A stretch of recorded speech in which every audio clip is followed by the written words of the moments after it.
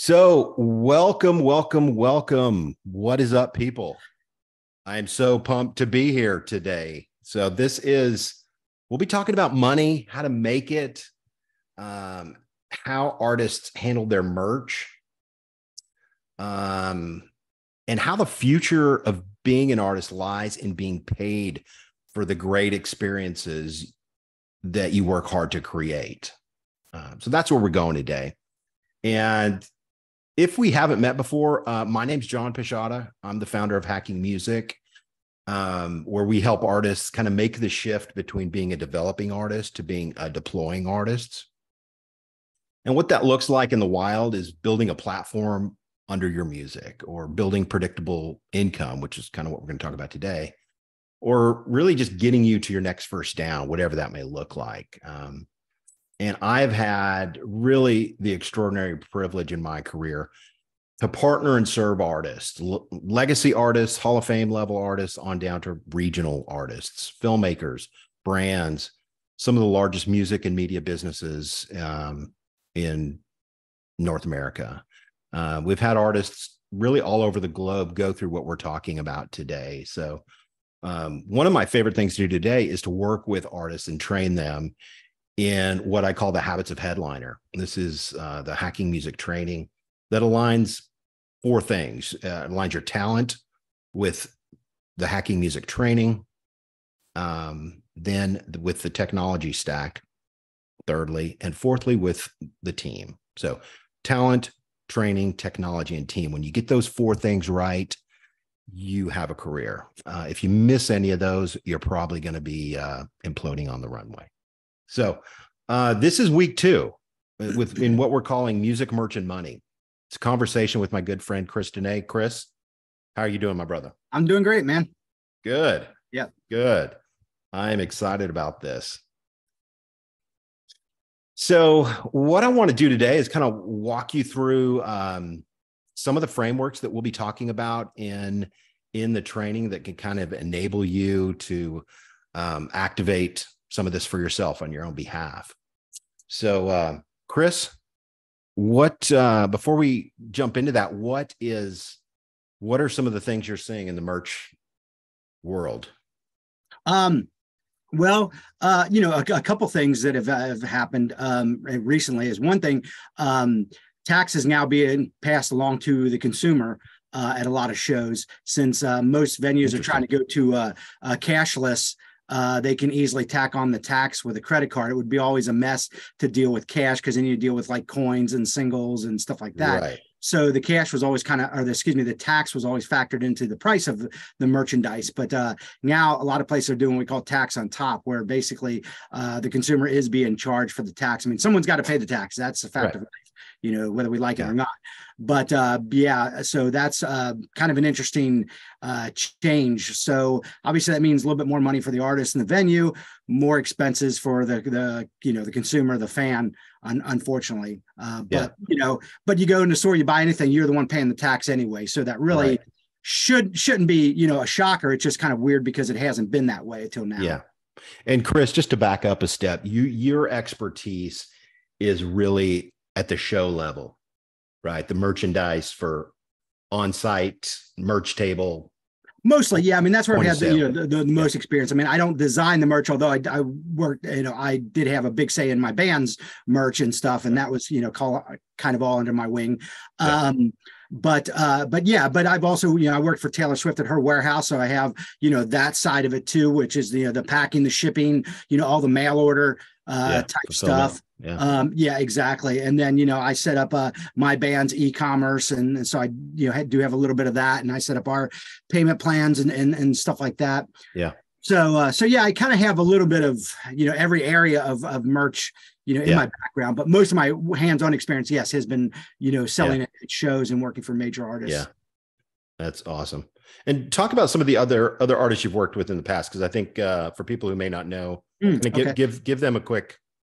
Yeah, I mean, tons. I've done a lot with Alice Cooper, who I always love. Kiss and Iron Maiden, they're two of my favorite bands, and you make a lot of money working for them. Same thing with like Slipknot and Slayer. I'm not fans of theirs, but you do make real good money with those. All the metal bands.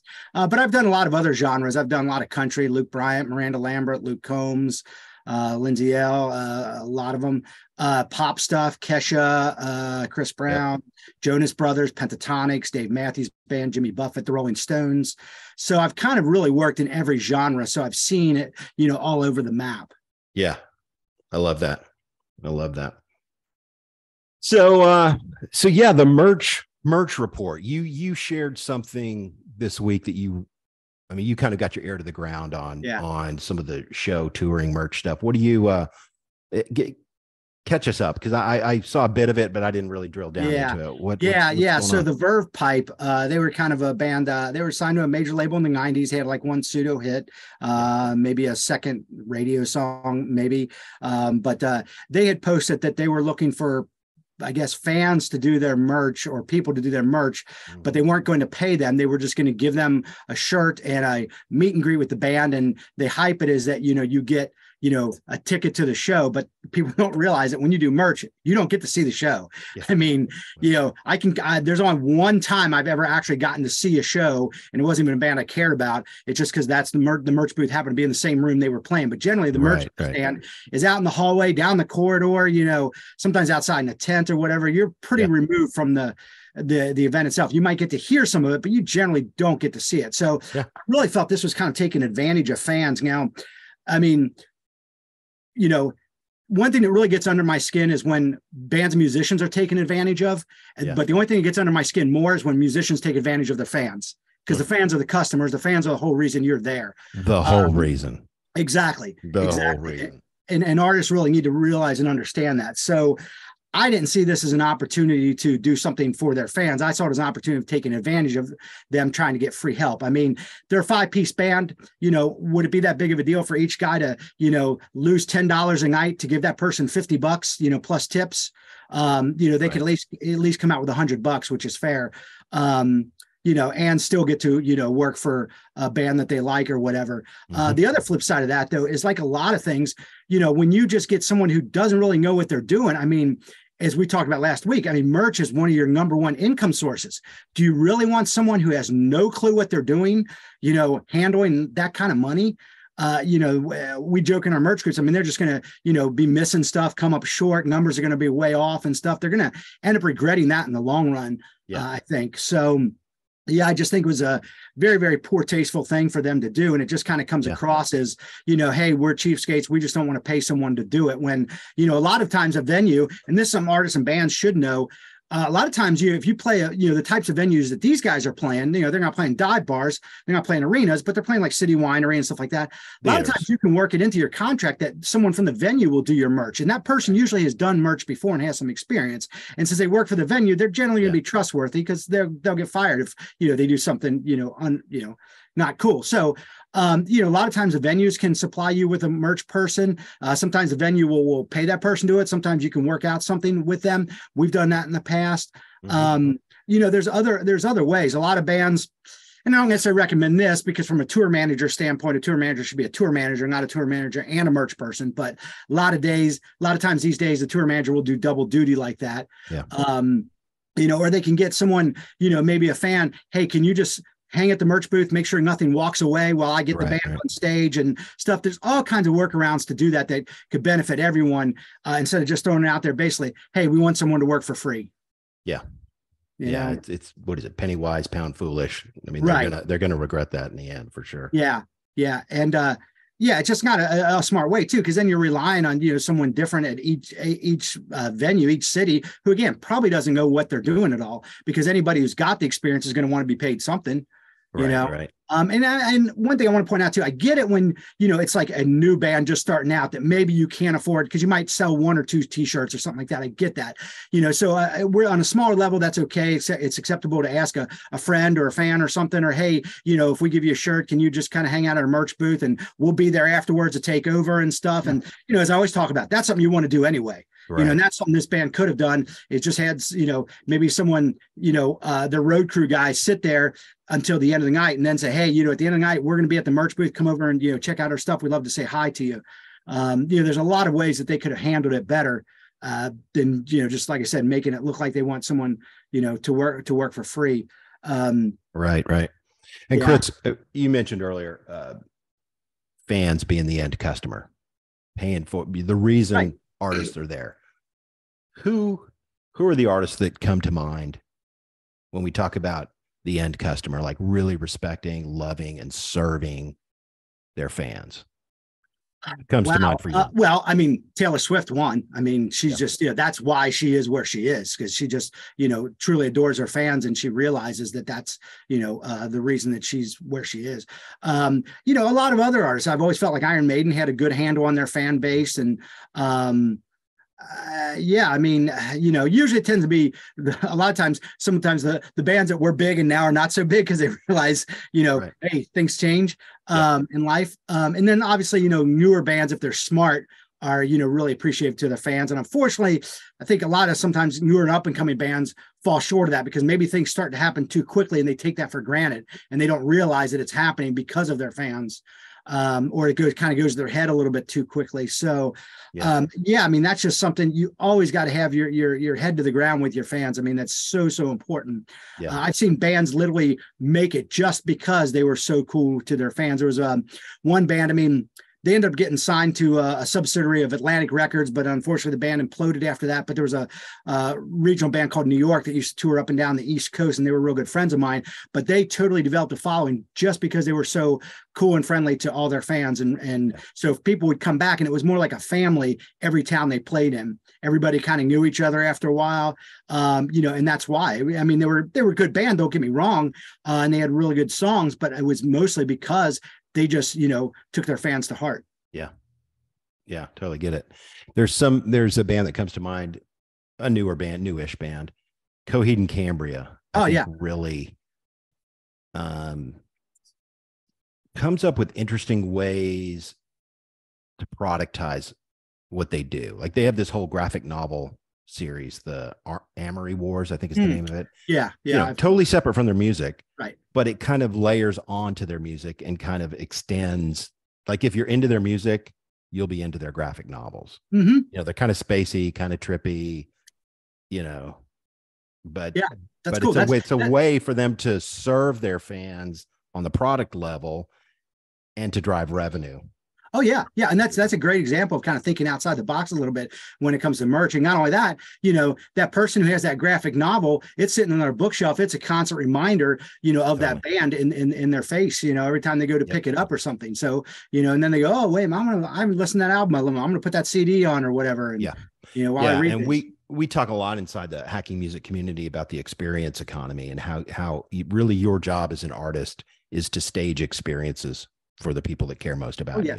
Yeah. And that's what they're doing. Yes, you could play the music, but isn't it more immersive? Isn't it a better experience if you had the graphic novels to go along with it? Right. Yeah. It's almost like Cirque du Soleil-ish kind of creeping in there. You know what I mean? Right. And that's part of my issue with this whole verb pipe thing was that, they're not really creating an experience for the fan other than the experience of, a person gets to work for free selling shirts. I mean, because they're not going to get to see the show. They did include a meet and greet, but, we've all seen a lot of meet and greets. Oh, hi, how you doing? Okay, bye. You get 2 seconds of a hello and that's it. And sometimes that's not even the whole band and stuff. So, I mean, it's not like, that merch person was going to get to first, spend the afternoon hanging out with the band and watching their sound check and doing a Q&A. And then, if they were doing something like that, I could see, but it just like they just wanted someone to work for free, and like I said, as I started to say earlier, for newer bands, I get that when you don't have the money, sure. You can't afford. You're in a van scrapping it out. Right. So I get that, going to a different town. Hey, is there someone that could, watch the merch booth for us?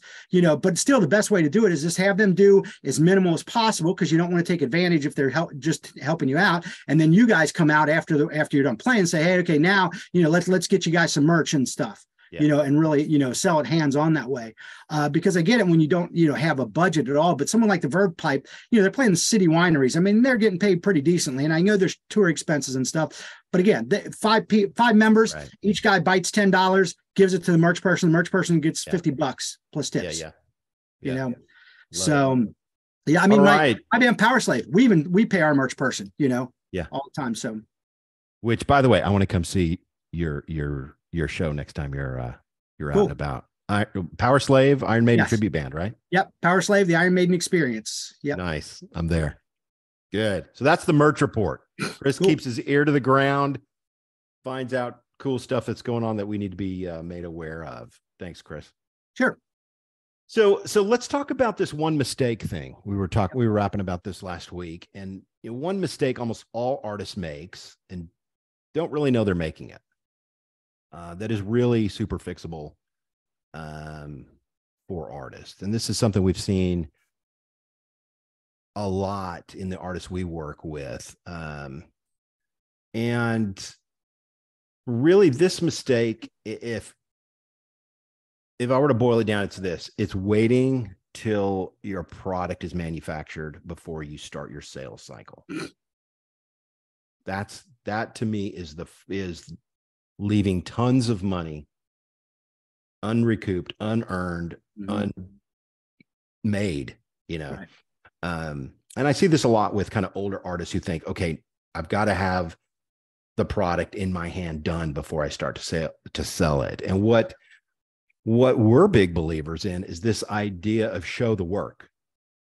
Like, people that care about you as an artist, they want to be let into your world. So when you bring them in while you're making that product, you've got at least a dozen opportunities to pre-sell that product, And we're going to be talking a lot about this in Monetizr coming up next month that we'll talk a little bit about later. But that's one mistake that if you allow your fans and to think about the pre-sale before you think about the sale. Yep. That's where most energy is, most excitement. People want to be part of your story. It's like, as an artist and entrepreneur, you're doing things that your fans can only dream about, right?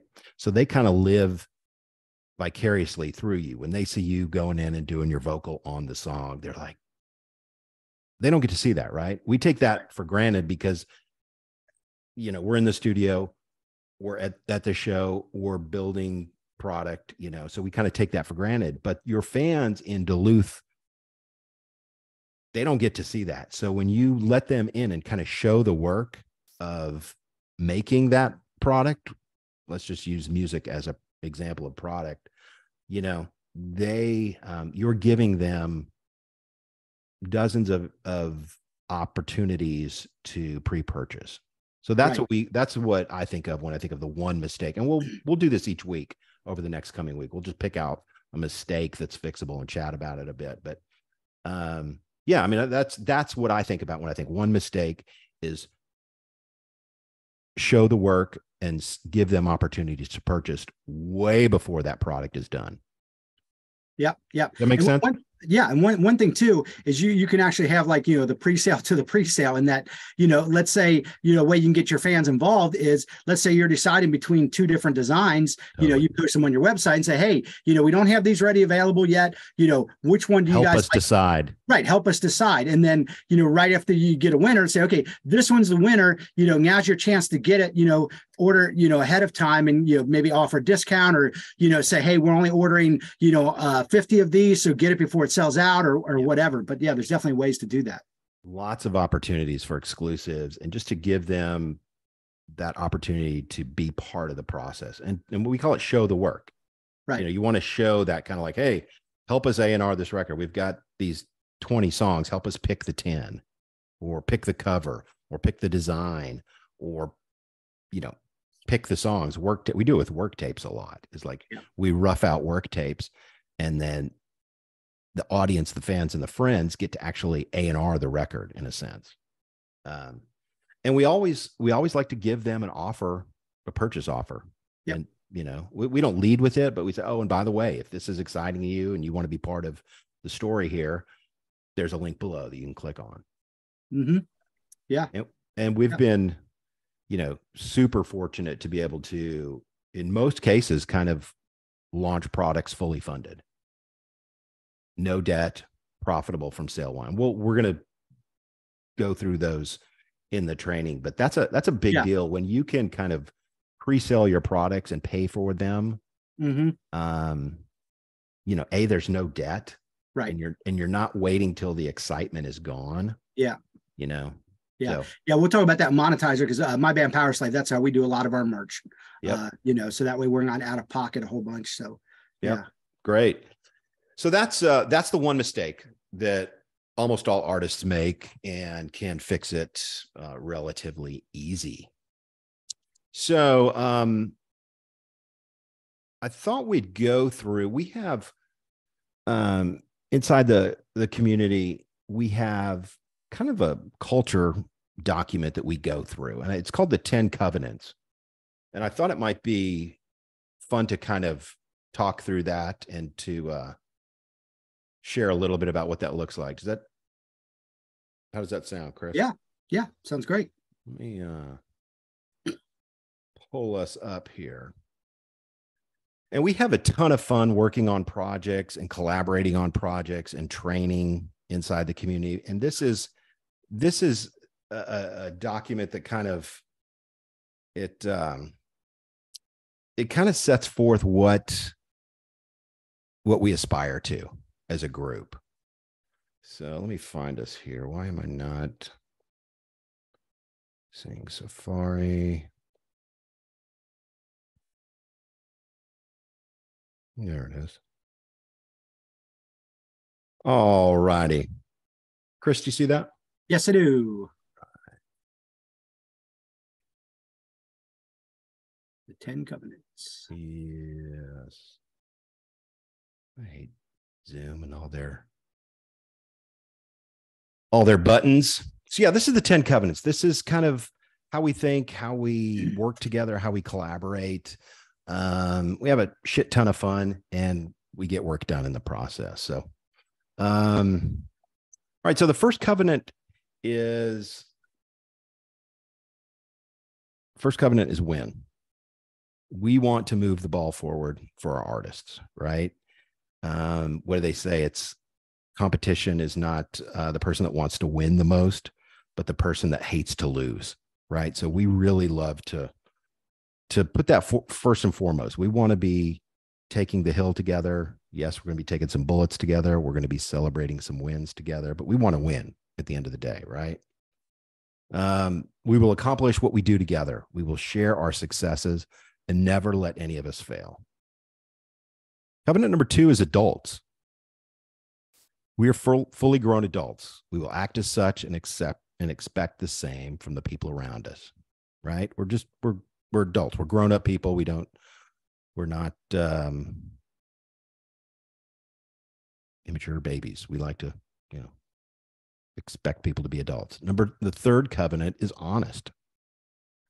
We will not keep any secrets from each other. We call this no secrets and no surprises, right? Information that affects us all will be shared by all. And we will quickly and openly work to separate fact from fiction. This came into play during the lockdown a year ago, Covenant number 4 is integrity. This is huge. So we will not lie to ourselves or each other. None of us will tolerate any of us doing so. We will depend on each other for the truth. They say that, integrity is when you say you're going to do something and then you go and do that thing. Yep. That's what we do every day and kind of aspire to within our community. Covenant number 5 is follow through, right? We will keep our word. We will say what we mean to do and then do what we said. We trust the word of others to be good as well. We love to finish. There's a lot of people that can start things, but we really kind of hold ourselves up to the ability to finish, to cross the finish line and get to the next first down, as we say. Covenant number 6 is cool. We will keep our head. We will not panic in the face of tough times. We will always choose to roll up our sleeves rather than wring our hands. And this really came to a focus during the Rona lockdowns as well. Number 7 is grow, right? We really want to be lifelong learners. They say that, education is not the filling of the pail, but a lighting of a fire. So we will develop our abilities and take pride in them. We will set our standards higher than the best performing competitor, and we will please our clients by pleasing ourselves. We win together, right? Covenant number 8 is give.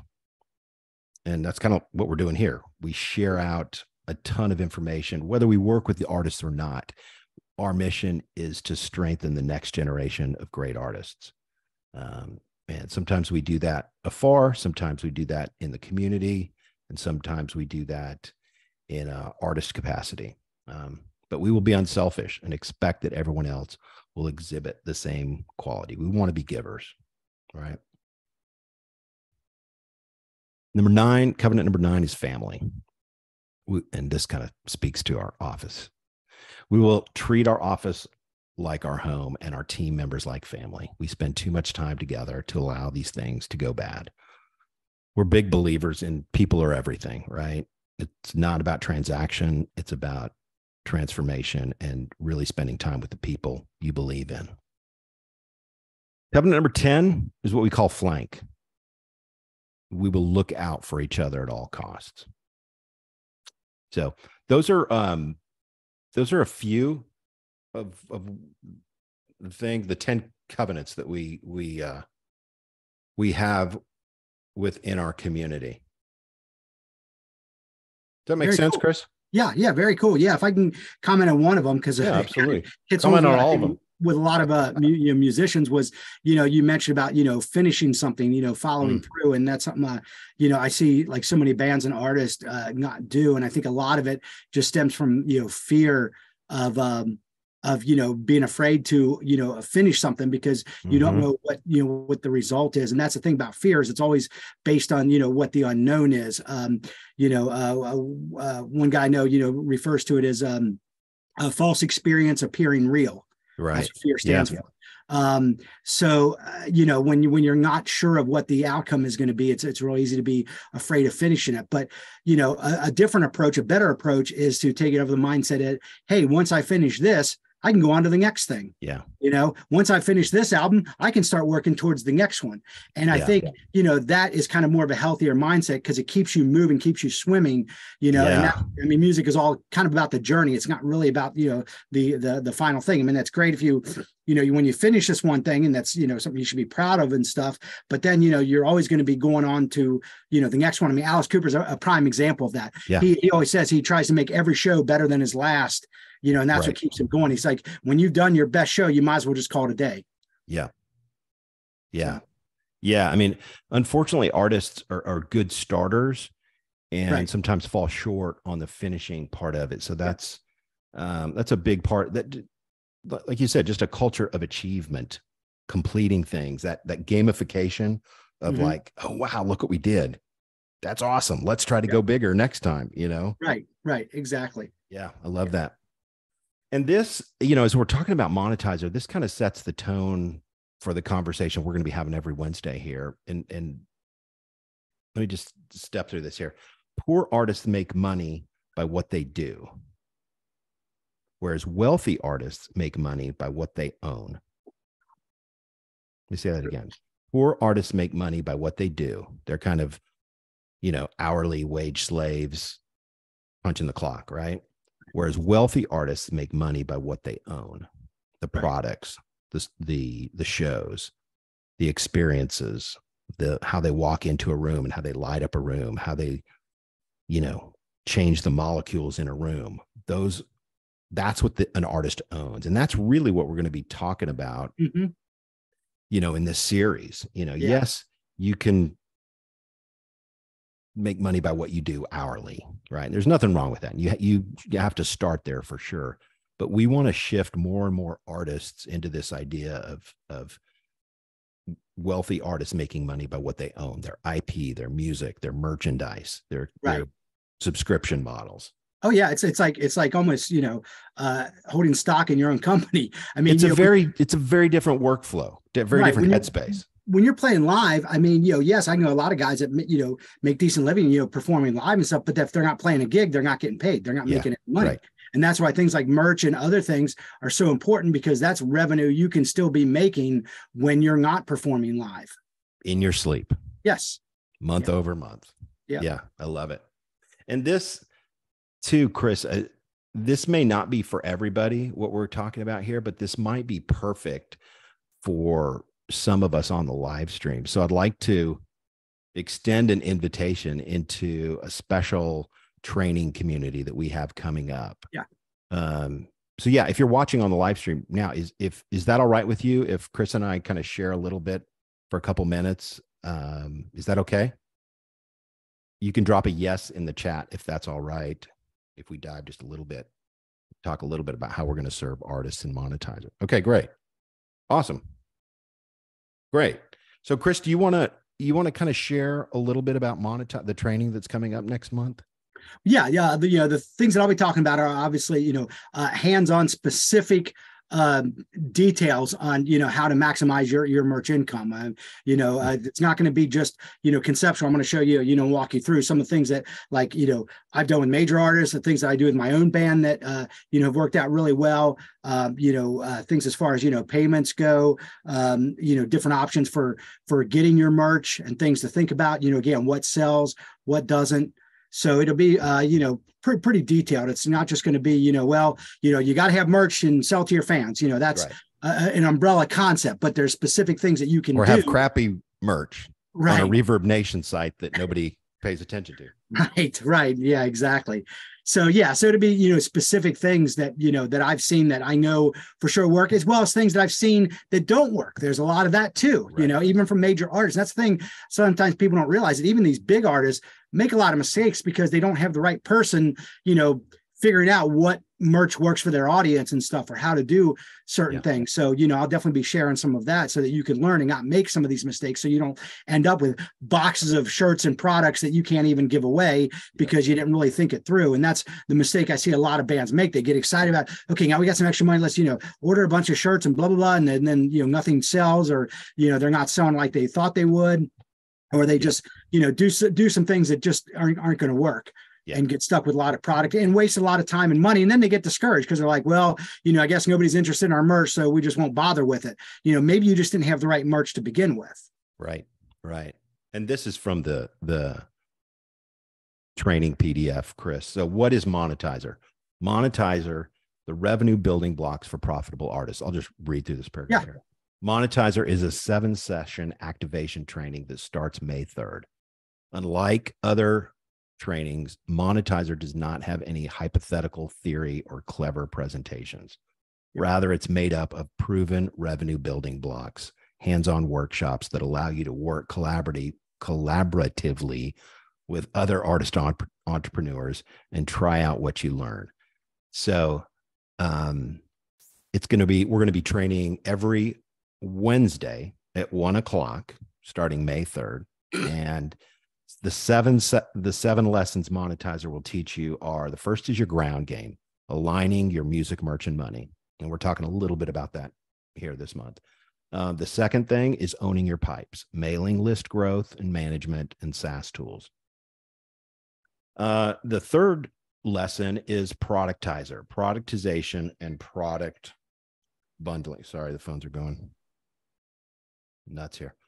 The third lesson is Productizr, productization, product bundling. And you talked a lot about the right merch for the right artist and selling it in the right way. The fourth lesson is Fundr. This is the fundraising pre-launch, setting up the campaign. The seventh lesson is 42 lessons from Alice Cooper, Luke Bryan, Kiss, Slipknot, Chris Stapleton, Iron Maiden, Keith Urban. The sixth lesson is Launchr, the product pre-launch, pre-selling products before manufacturing. And the seventh lesson is Subscriber. This is a new model, a monthly subscription model product that fans pay for every month. So these are kind of like Lego building blocks. You stack these on top of another and kind of build a revenue stack around you and your career. So it's something that has come out of the hacking music training. And this is the first time it's kind of its own training. So this is kind of the maiden voyage. And I'm really excited about it because Chris is bringing his merch expertise at the show level. We're bringing our e-commerce side of it, and we're going to be really adding value to everybody in the training. So if that's something that makes sense for you, there should be a link underneath us. and you are more than welcome to get more information. Yeah. There Yeah, at the please link. do. Yeah. So yeah, this is the session 2. We're going to be doing this every Wednesday, Chris and I, leading up to May 3rd. Yeah, we'll see everybody next Wednesday, kind of talking about the same thing. Chris is going to bring us a merch report. We're going to be talking about a fixable problem that most artists miss, and talking about a slice out of the upcoming training, Monetizr. So Chris, thanks so much for being here, bro. I know you've got tons of shows coming up and students that you've got ready to go. So we'll see you next Wednesday, my man. Sounds good. All right, Chris. See you soon, bud.